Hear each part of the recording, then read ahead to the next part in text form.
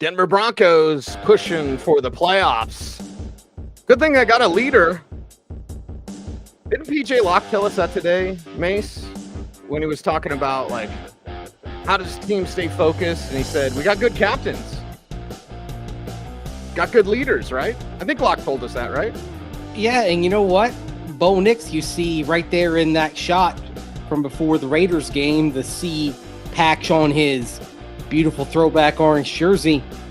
He's one of the reasons why, not just because of his growth as a quarterback, but his growth as a leader. But it was interesting to hear him talk about leadership today, because even though there's the cliche, oh, you're not a rookie after 13 games, in some ways you kind of still are, and leadership, especially on a team with a decent amount of veterans, is one of them. And wouldn't you say, to start out with, as this Broncos team pushes for the playoffs, it's orange and blue today, and it is Cecil, Lammey, Andrew Mason. A large discussion. But wouldn't you say, Mace, that part of being a good leader is being a good listener, as that picture indicates? Yes, you see Courtland Sutton there, guiding Bo Nix, and say, they talk a lot about what kind of passes work, and Court's a captain himself. And so there's a little bit of Courtland Sutton showing Bo Nix what he wants in terms of the passes they're delivered, in terms of the timing.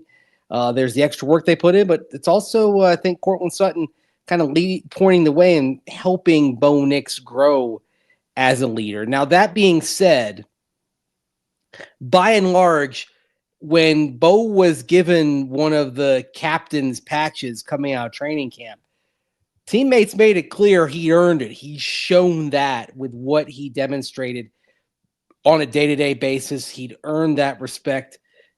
But we're sitting here and we're talking now about deeper ways in which it's manifesting, and also ways in which Bo Nix knows he's got to continue growing and developing as a leader for this team. Right, and that's a nice thing about a leader, is it doesn't stop. It's not like he's made it and he can be like, it's okay, guys, I've totally figured it out. And that's where the listening comes in. That's where the group kind of locker room, all for one. We were in the locker room today, and I know fans are worried, Mace, but I did not get the sense at all that anyone was, reading their press clippings. It's business time. If anything, there was a sense of, at least from guys like Adam Troutman, who were around last year, let's not forget how we screwed this up when it was basically in our hands against a lousy New England team on Christmas Eve last year. Because it's wild to think about this, but it's not just this year the Broncos had legitimate playoff aspirations as they got into the final weeks of the season. They did last year as well. They were 7-6, and then even after they took that loss to Detroit, 7-7, still had things pretty much in their grasp, with a benign end to the season, with a bad Patriots team coached by future North Carolina Tar Heels coach Bill Belichick, bad Charger team at that point that had fired Brandon Staley and was without Justin Herbert, and then a Raiders team basically playing out the string. So you had the potential for 3 wins there, and you got one. And the sweater, the thread on the sweater that unraveled started in that Patriots game where they fell behind 23-7. And so I think there's a lot of mindfulness of, hey, we had a chance for this last year and we blew it. How do we avoid that this time? Yeah, and I loved what Troutman said. Let's go ahead and play that clip because it was great insight from just a year ago. We don't want this to turn into, I guess last year when we played New England, we were kind of in control of our own destiny. And in a way, I don't know if we were still going to make everyone out of the last 3, but we kind of, that was a huge deal when we lost that game. So we don't want that to be like this, obviously. But yeah, it's a huge deal. This is where you want to be, especially coming off a bye. The bye feels worth it. I've been in a situation when you're in a bye and you're 4-9 and you're like, I don't even want the bye, So we're in a good spot. They're in a good spot. It's interesting to say that you're in situations, if you're 4-9, you don't want the bye, because at that point you're just like, I just want the season to end. Just get it over with. Get it over with. Think about that for a moment. And also, that's kind of relevant because the Colts on the other side of this game play 3 teams to close the season that also just want the season to be over with. Of course, like I mentioned last year, the Broncos played 2 such teams. The Raiders were still playing with some verve. The Chargers and Patriots had certainly checked out by that point, and they still got the dubs. So it's good to kind of look back on that. It's funny because there are some players who are very much, it's all about this year. It's all about what we are right now. Trout has a bigger picture view of things. I think that's one of his strengths. It's part of why I think he's going to be a good coach, or maybe even a guy who could be a good personnel executive. Maybe that might be something he goes into because he has a nice bigger picture perspective on things and understanding where this stacks up in the context of where this team was last year, because I don't want to fall victim to the revisionist history. This team did have a legit playoff chance as it went through most of December last year before, pissing down its leg. Right. And it was the miracle of the defensive play a year ago. We're not relying on miracles this year. And we, as Broncos observers or whatever the hell we are, Mace, we're not going like, that's not sustainable. In fact, it's quite the opposite. We're saying, what's more to come? We haven't seen the best from this team. And that's a great way to feel. There are things that are being left out there that are easily there for the taking. I'll say this, I think there has been a maximization of talent and personnel as the season has gone on, but I also believe this team, because of young players developing, is capable of more than it was back in September. I would say, as you looked at maybe the first month of the season starting 2-2, at that moment with where guys like Bo Nix were, I felt like that was ringing every drop out of what that team was at that moment. Right now, I feel like this team, what it's become, there's meat on the bone that is still there to be had.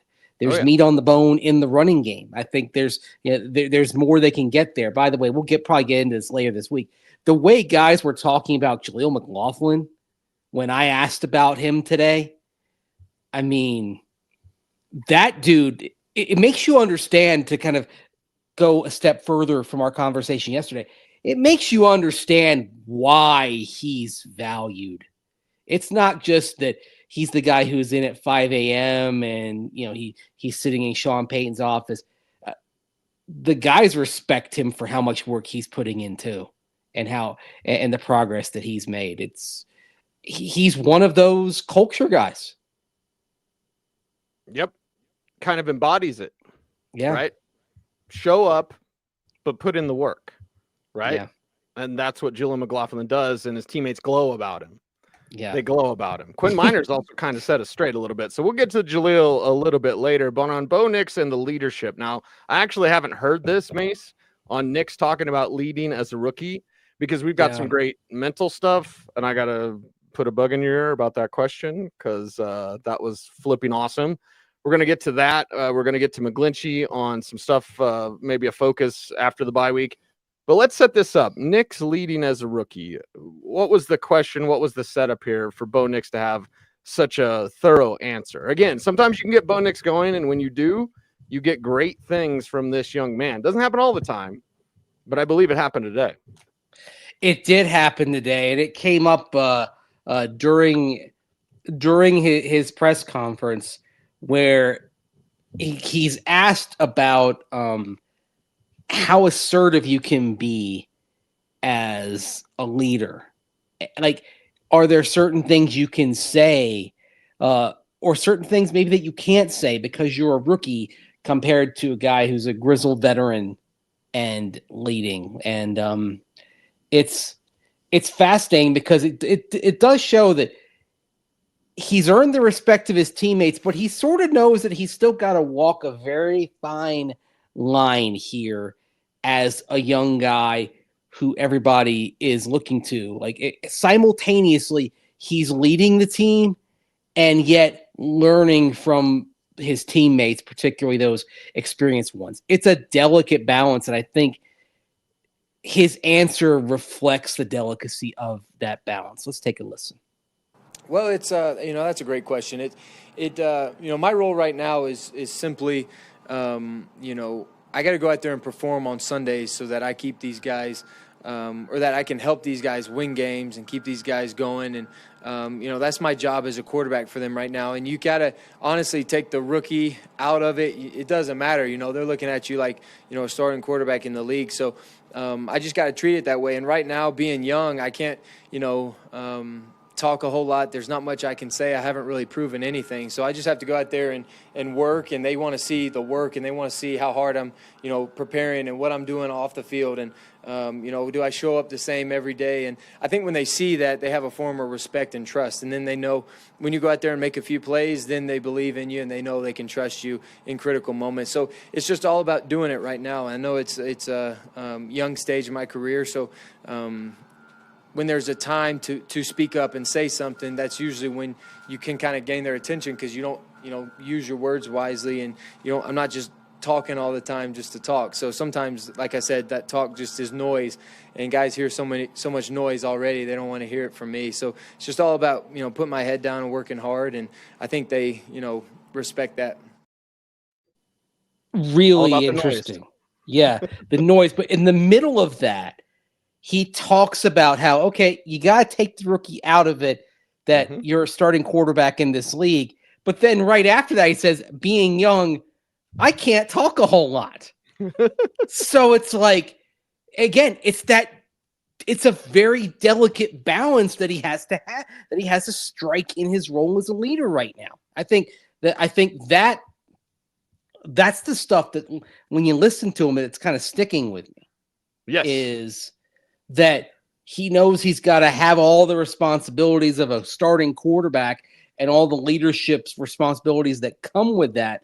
But he's young, so he can't say all, like there are certain things you can't say when you're a rookie. You can say them in your third year, your fourth year, but you can't say them as a rookie because you sort of understand, like you're around a locker room of grown men, and certain things they'll be like, what the bleep is this rookie saying, man?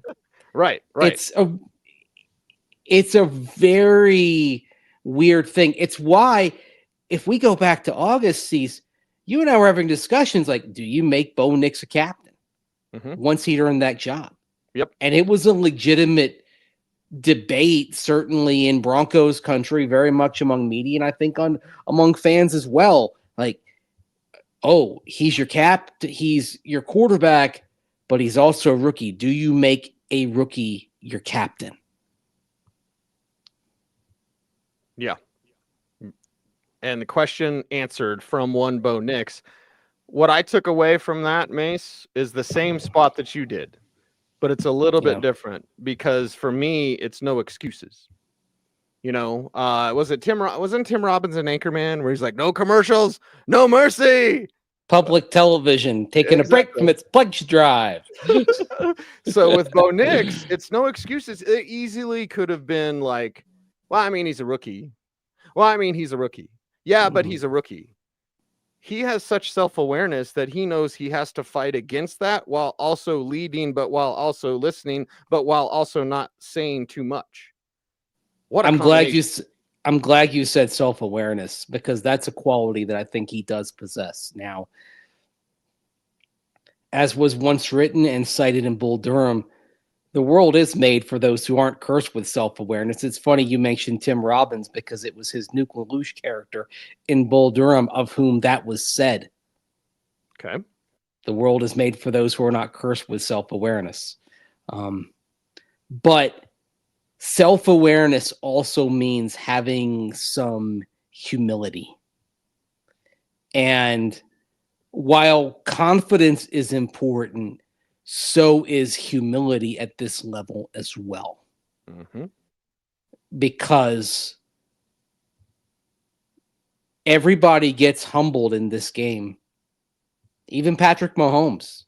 And if you think he wasn't, well, Go throw in the tape of Super Bowl 55. Right. He got humbled then. Humbled and thrown around like a rag doll. Yep. Shaq Barrett, everybody. Yes. Should have been MVP. They totally should have been the MVP. And the great thing is it's going to do that to you whether you want it to or not. Like you almost, it's like the flow of a river. It's just, you have to understand what you're going with, and not necessarily up against, but what you're dealing with. You're dealing with a respect level. If you don't respect this game, it will crush you. Yeah. And veterans will know if you don't respect this game, if you're cutting corners. If you're cutting those corners, yes, they will know. They'll call you on it. I think back to a dude like Rod Smith when he played. That was a guy who would call young players out on cutting corners. He would call young players out on like even kind of how they managed their money. If he thought they were mismanaging it, like there was an accountability there, but it also was the guys who've been around, they know. It is to Bo Nix's credit that the veterans in that locker room have been willing receptors of that leadership, but that's only because Bo has proven that he's someone they're willing to listen to. If Bo came in and was just Joe College, I'm awesome, I'm the man, guys would have been like, what the heck? Mm-hmm. He didn't do that. And that's where the humility comes in as well. Just saying that, but I can't even imagine him being that way. Yeah, I can't. It's not him. No. I think back, just every step of the way he's talked about what he has to learn. I think another interesting thing is that when he gives an answer like he did today, it's an acknowledgement that he's still got a lot to learn. That he says, I can't talk a whole lot. Not much I can say because he's young. Mm-hmm. Well, there's going to come a time, and that time might come sooner than you think. It might even come as soon as January if this team is a playoff team. There's going to come a time where he's going to need to say the thing. Going to have the balls like he did against Sean Payton. Yes, and see, that's one thing that also gives you belief that when he needs that gear to his leadership, it's going to be there, because of how when Sean came at him, he came right back. Yep.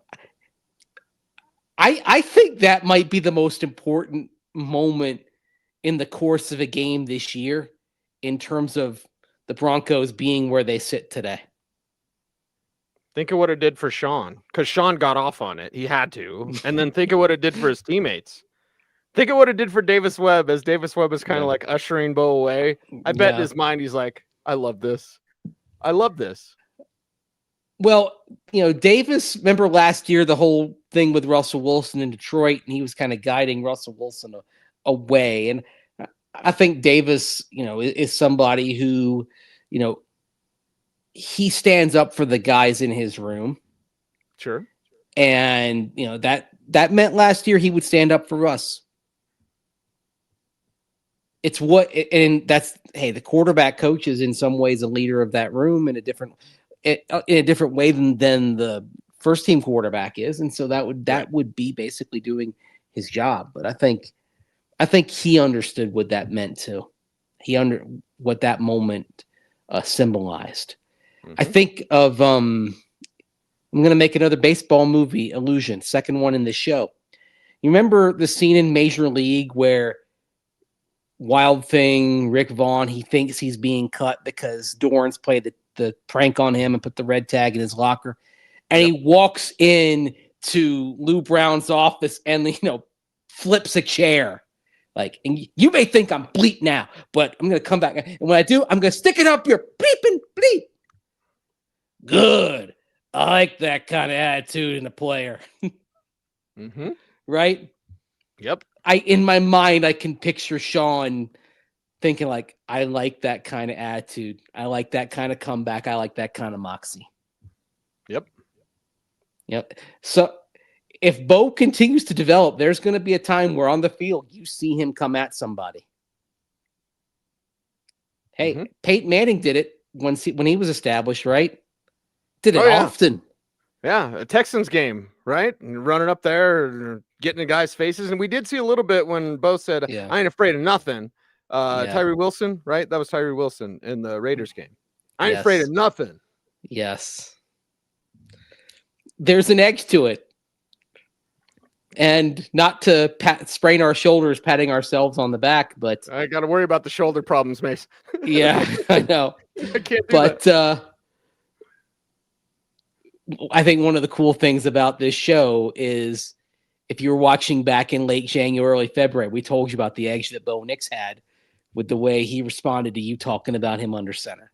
That was a moment I loved. If I'm sitting there someday writing a book about Bo Nix and him and the Bo Nix era of the Broncos being a success, that's going to be in the book. Like part of his book, right?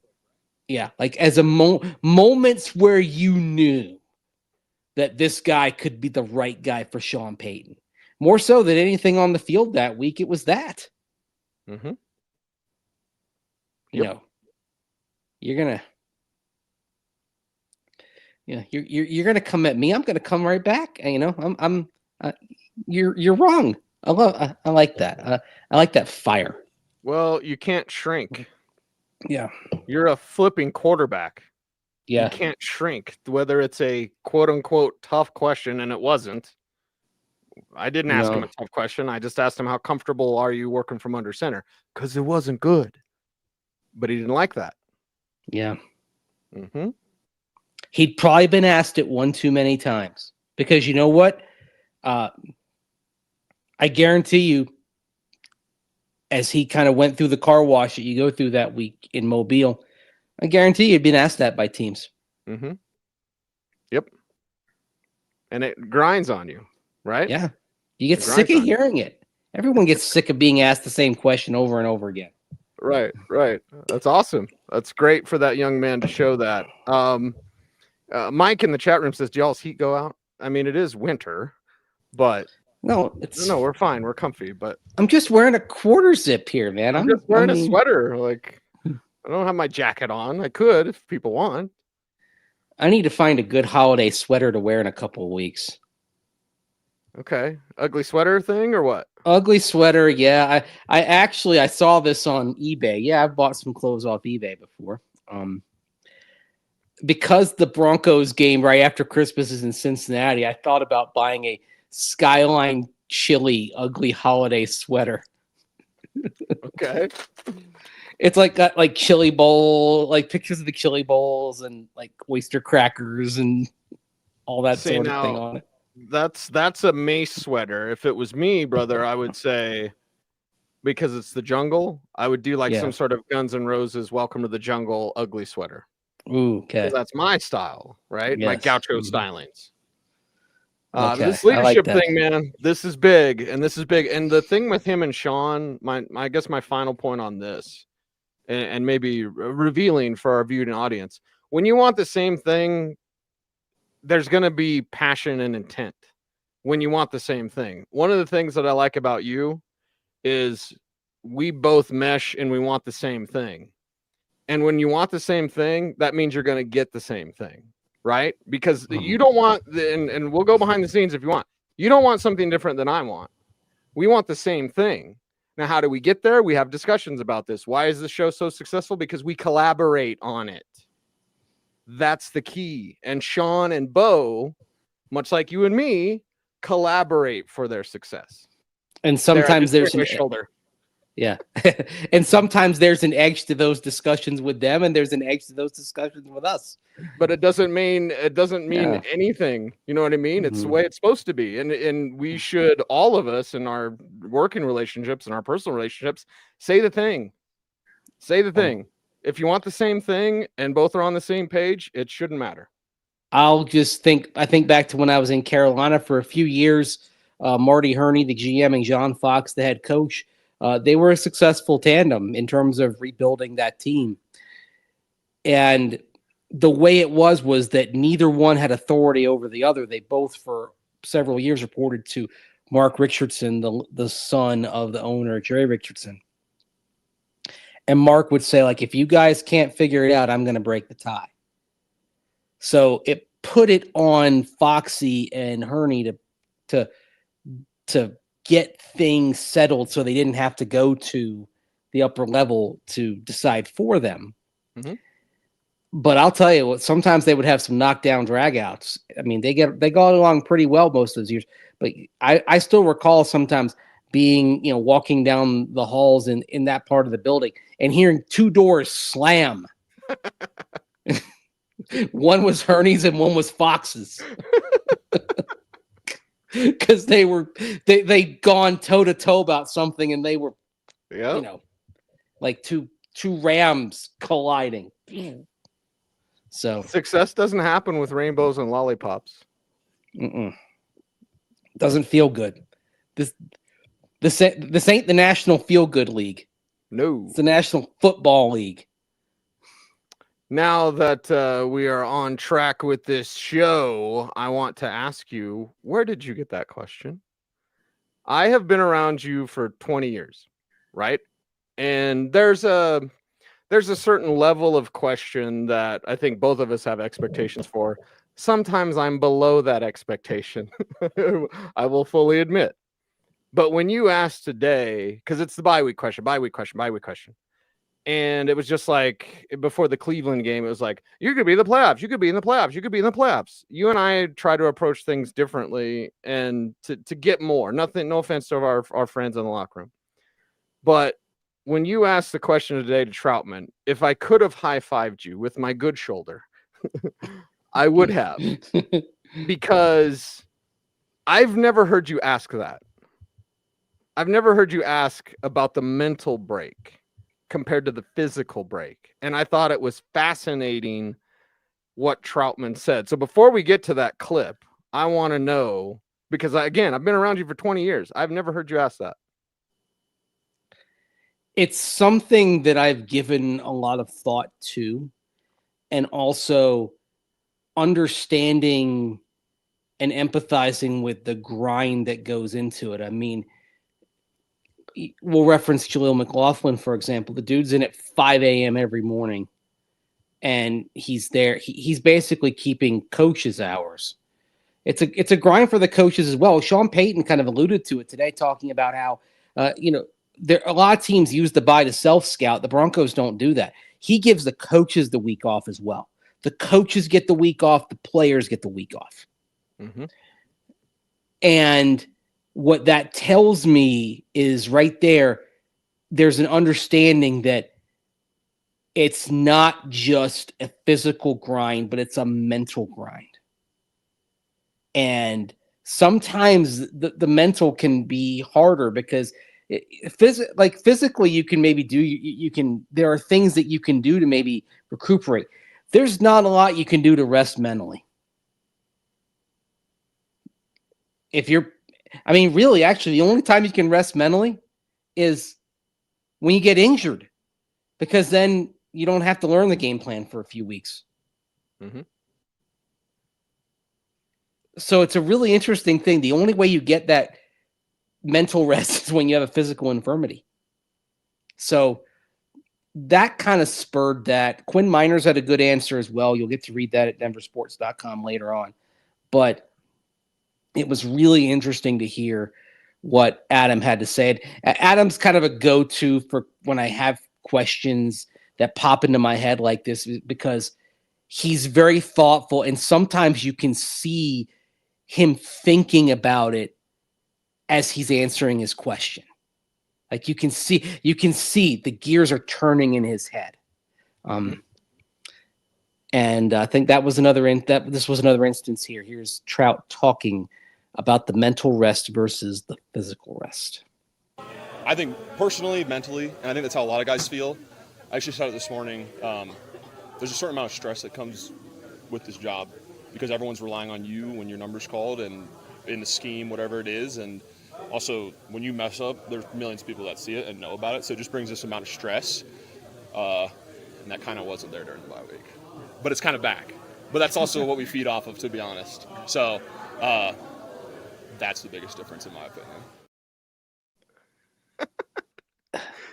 It was gone, but now it's back.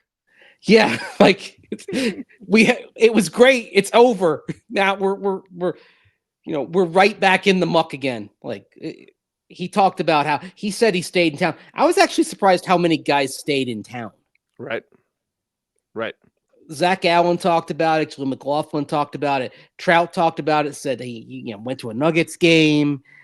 Just it was interesting that in past years we'd sort of joked that everyone's on the first flight out, and I actually think it's the people leaving that are getting out of town. It's more staff than the players, at least this week. Now, some of that also, I believe, is how this bye week was different. By it coming in early December, it arrived at a point where, for most players, their colleges weren't playing a game. Some were, like Alex Singleton, who's on IR, of course, coming off the torn ACL. Alex Singleton went up to go catch Montana State playing in the FCS playoffs. But unless you went to a school that's in a playoff at FCS D2, D3, or you went to a school that was in one of the conference championship games, there wasn't that easy opportunity to go back to your school, which is what a lot of guys do. I've been sitting at University of Wisconsin games over a bye week, and it's like, oh, they're honoring Melvin Gordon. Like that literally happened, I think, 3 years ago, that I was in Madison for the bye, and oh, well, Melvin's in the stadium too because he's a Wisconsin Badger. So there's a lot to that, but the other thing I want to touch on with Troutman real quick, Cease, is when he talks about like how millions of people are watching. Think about that aspect of the job for a moment and how, especially if you're a player who's not seeing the ball all the time. Think, if you're Adam Troutman, what if he's usually targeted, 2 or 3 times a game, maybe? Maybe. Most. Okay. What if on Sunday it's 4th down and 3 and he's the safety valve on that, kind of little 4-yard out and he drops it? And that's all anyone thinks about. Shoot, it might be like if you Google, if you Google a dude like him, like 10 years later, it might be the first thing you see is a drop pass. Google Levi Wallace. What's that look like? Yes. Now? Yeah. But we didn't talk to him. A couple people did. He was very stand up today in the locker room. So give him some credit as well. Very much so. We'll for talk to Vance Joseph tomorrow. I'm sure that'll be a topic of conversation. So, and I always remind fantasy GMs, Mace, these guys are people. Yeah. You know what I mean? I think the human side, maybe it's the helmets, maybe it's just society in general. But I think the human side is lost sometimes. And Trout just gave you, like, when they make a mistake, millions of people see it. Yeah. I get some flack for being very empathetic about Raheem Moore and the play in the divisional round. Well, look, I was standing right next to him in that locker room after the game, and the dude was bawling. He could not. The tears would not stop. Good dude, too. Yes, good dude. Had some good moments. Like, was a real good player as a rookie. Had a good 2013 season bouncing back from that until a very rare affliction. It was called compartment syndrome. that ended his season. Raheem Moore was one of the many starters who was not out there on the defense by Super Bowl 48, and that was part of the reason why the Seahawks just rampaged through the Broncos, because the Broncos were out of dudes. And even some of the dudes they had out there, like Champ Bailey, Champ was playing on one foot. So, yeah, I'm guilty of that. Maybe I'm guilty of too much empathy. I'm guilty of having empathy for Raheem Moore. I'm guilty of having empathy for Melvin Gordon. Shoot, I mean, he and I always got along great, but I asked a question and it was too much for him, and he broke down in tears after the game in Vegas a couple of years ago. And then,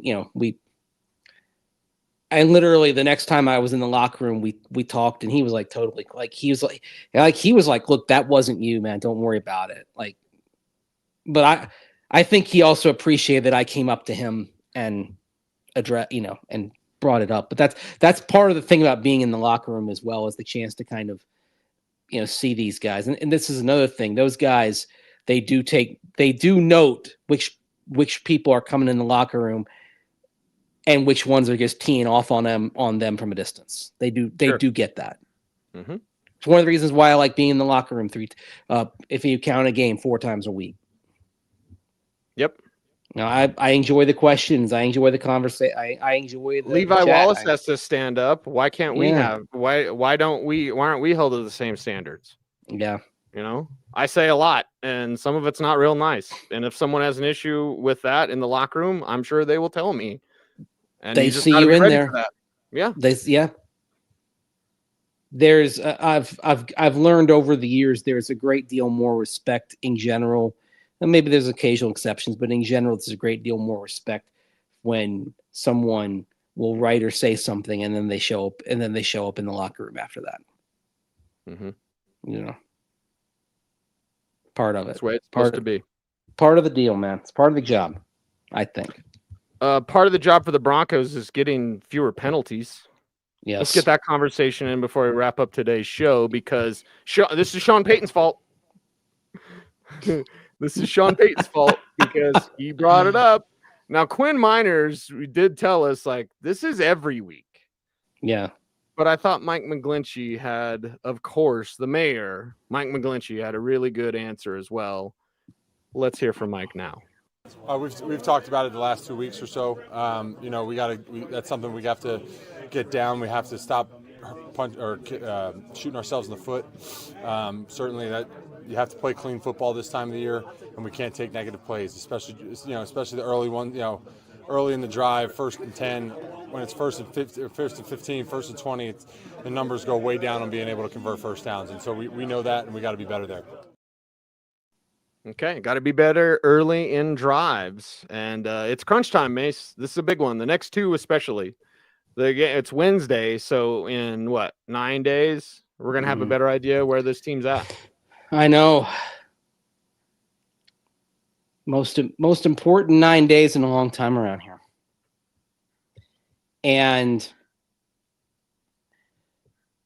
I don't know about you, but the sense I got today is that there's a recognition that what we've seen the last 2 games isn't going to be good enough in the next 2. Mm-mm. Hey, the Broncos are on a 3-game winning streak now. The first one of that was their most exquisite performance of the season against the Atlanta Falcons. But the last couple of games have been fairly tattered in spots.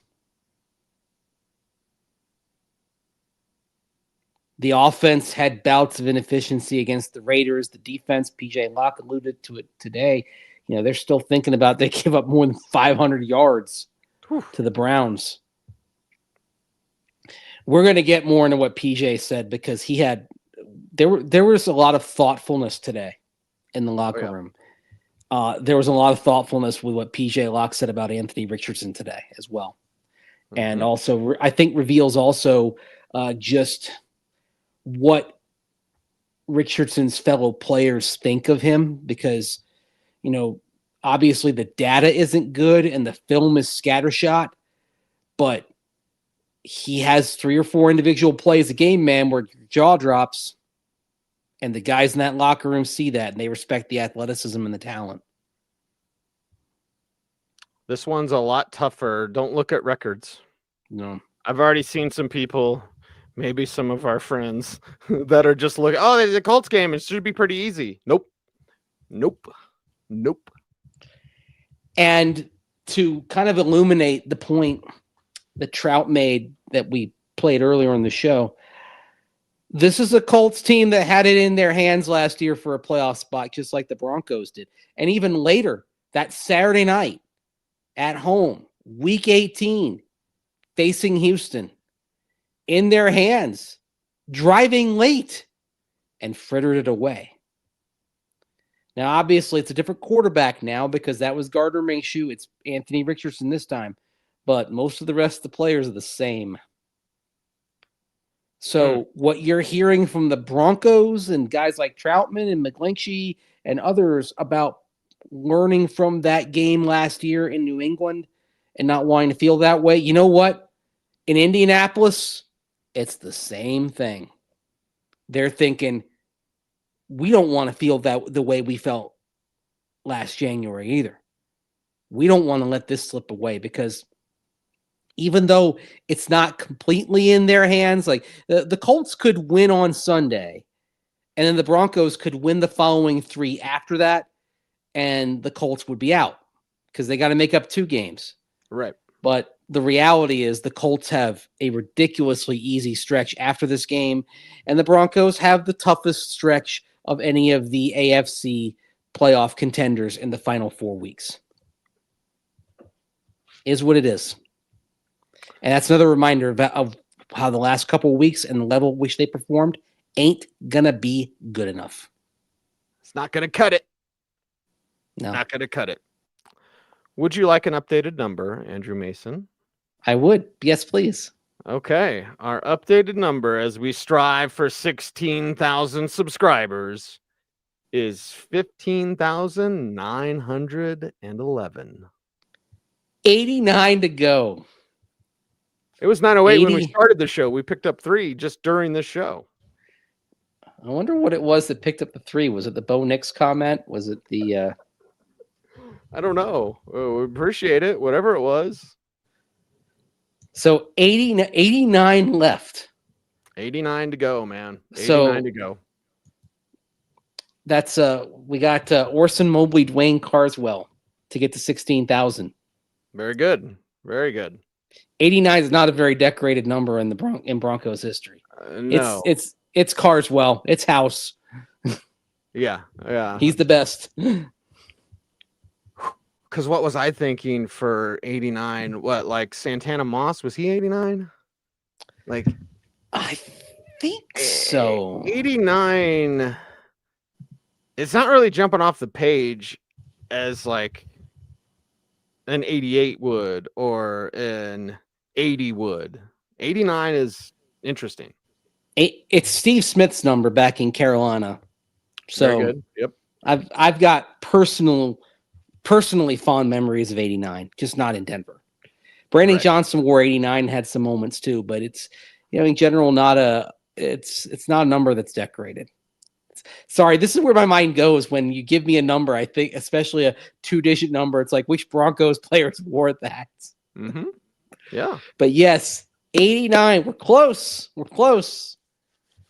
We're almost there. Can taste it.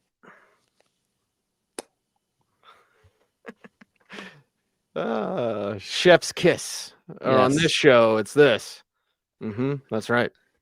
Puts me in the mood for a meal down at Texarkana. Puts me in the mood for some Huey Lewis. All righty then. Let's Darker, get this thing more cynical side. Mm-hmm. Wow. All right, Mace, we appreciate everyone out there for helping us out, but how can they truly help us on YouTube? Like, comment, share, subscribe, and hit that notification bell so that you never miss vid. That's right. He's Andrew Mason. You follow him on all the socials at Mace Denver. I'm at Cecil Lammey saying OBT's BFD. Thanks for watching. Stay tuned and stay frosty.